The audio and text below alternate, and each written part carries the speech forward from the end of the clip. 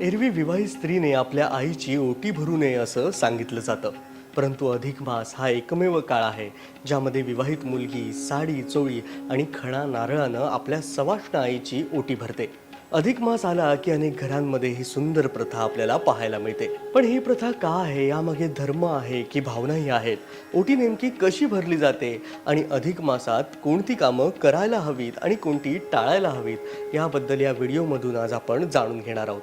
अधिक मासातील अध्यात्म, परंपरा, प्रेम आणि संस्कार याचे अतिशय सुंदर रहस्य यामध्ये दडलेले आहे. आईच्या ओटीत ठेवलेली ती मुठभर तांदूळ, हळद, कुंकू, नारळ, ती साडी हे फक्त वस्तू नसतात, तर ती असते एका विवाहित मुलीची आपल्या आईबद्दलची कृतज्ञता, प्रेम आणि आयुष्याचे ऋण फेडण्याचं एक छोटासा प्रयत्न. ही प्रथा अधिक मासात का करतात ते आता आपण जाणून घेऊयात. हिंदू पंचांगात दर 3 वर्षांनी एक अतिरिक्त महिना येतो, त्याला अधिक मास म्हणतात किंवा पुरुषोत्तम मास असं देखील म्हटलं जातं. हा महिना भगवान विष्णूंना समर्पित आहे. सामान्य महिन्यांपेक्षा हा महिना अधिक पुण्यदायी मानला जातो, कारण या काळामध्ये जप, दान, पूजा, व्रत, सेवा याला विशेष महत्त्व प्राप्त होतं. आता आईची ओटी भरण्यामागील कारणं आपण समजून घेऊयात.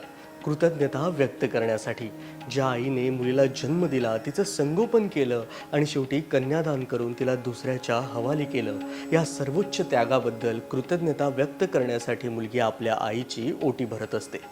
पुण्य मिळवण्यासाठी, शास्त्रांनुसार आईने कन्यादान केलेलं असतं, त्यामुळे ती अत्यंत पुण्यवान स्त्री मानली जाते. अशा पुण्यवान स्त्रीची म्हणजेच आईची ओटी भरल्यानं मुलीला पुण्य प्राप्त होतं अशी धारणा आहे. भावनात्मक नातं, आईनं लहानपणापासून आपल्यासाठी किती त्याग केलाय, रात्रभर जागून सांभाळलं, स्वतःच्या इच्छा बाजूला ठेवून आपलं आयुष्य घडवलं, आपल्याला एक परिपूर्ण व्यक्ती बनवलं. त्या आईला तू माझ्यासाठी खूप महत्त्वाची आहेस हे फक्त शब्दांनी नाही तर संस्कारांनी सांगण्याचा दिवस म्हणजेच अधिक मासातील ही ओटी भरणे. लग्नानंतर मुलगी सासरी जाते, पण तिच्या मनात आईचं स्थान कधीच कमी होत नाही, याचंच प्रतीक म्हणजे ही प्रथा. सर्वप्रथम आईला पाटावर बसवलं जातं, तिच्या कपाळावर हळद कुंकू लावलं जातं. त्यानंतर तिच्या ओटीमध्ये नारळ, अक्षता, फळ आणि भेटवस्तू ठेवल्या जातात. आईला नमस्कार करून तिचा आशीर्वाद घेतला जातो. त्या क्षणी आईच्या डोळ्यात येणारे आनंदाश्रू हेच त्या परंपरेचं खरं पुण्य असतं. हिंदू पंचांगानुसार चंद्राच्या महिन्यांवर आधारित वर्ष आणि सूर्याच्या गतीनुसार असलेलं वर्ष यामध्ये थोडा फरक असतो. हा फरक भरून काढण्यासाठी साधारणपणे 3 वर्षांनी एक अतिरिक्त महिना यामध्ये येतो, त्यालाच अधिक मास म्हणतात. चांद्रवर्ष हे सुमारे 354 दिवसांचं असतं, तर सौरवर्ष सुमारे 365 दिवसांचं असतं. म्हणजेच दरवर्षी जवळपास 11 दिवसांचा फरक पडत असतो.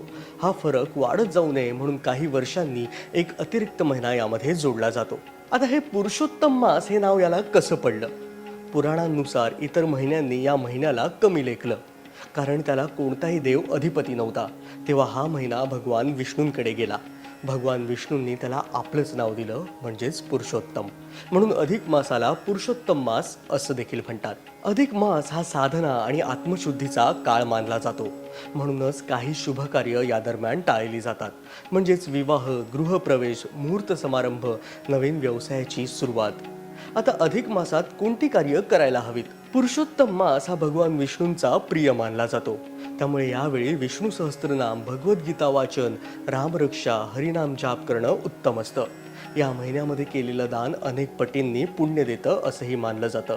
या महिन्यामध्ये मन शुद्ध ठेवणं, राग कमी करणं, वादविवाद टाळणं याकडे विशेष लक्ष द्यायला हवं. तसेच सात्विक आहार घेणं उत्तम आहे. ह्या महिन्यामध्ये माणूस स्वतःच्या मनावर जेवढा विजय मिळवतो तितकंच त्याचं जीवन शांत आणि सुंदर होतं. अधिक मास म्हणजे फक्त पंचांगातील एक अतिरिक्त महिना नाही, तर तो नात्यांना पुन्हा जपण्याची संधी आहे. आईच्या चरणी कृतज्ञता व्यक्त करण्याची ती वेळ आहे. दानातून माणुसकी जिवंत ठेवण्याचा हा काळ आहे आणि स्वतःच्या मनाला शुद्ध करण्याचा एक पवित्र असा प्रवास आहे.